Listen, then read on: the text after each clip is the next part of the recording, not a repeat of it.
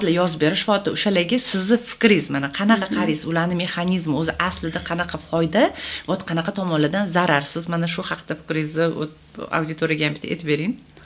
Juda ham o'rinli savol. Bugungi kunda batlarning iste'moli juda ham ommalashmoqda. Men shaxsiy fikrimni aytadigan bo'lsam, men xuddi hozir aytganingizdek isbotlangan tibbiyot bilan, доказательный meditsina bilan ishlash yaxshi ko'raman va o'sha davolash standartlariga asoslangan holda ta'sir mexanizmi isbotlangan dorilarni ishlatib, men o'z amaliyotimda batlarni tavsiya qila olmayman.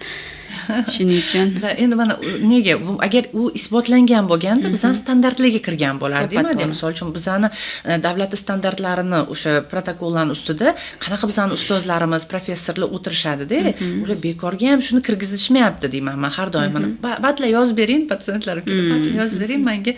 Yo'q, men batla yozadigan o't kimdandir bor, yo'q kelishadi. Batla yozib berishgan, mana shular aytsam bo'ladi. Yo'q, mana maska yozyapman, magniy kerakini mana magniy yozyapman, yod kerakmi yod yozyapman. Sizga D kerakmi D yozyapman. Aytadi, amerikanskisini yo'q. Menga oddiy mana shu aptekadan borasan, shu oddiysin, chunki o'sha davlatning anaqasidan o'tgan, standartlardan o'tgan, demak preparat.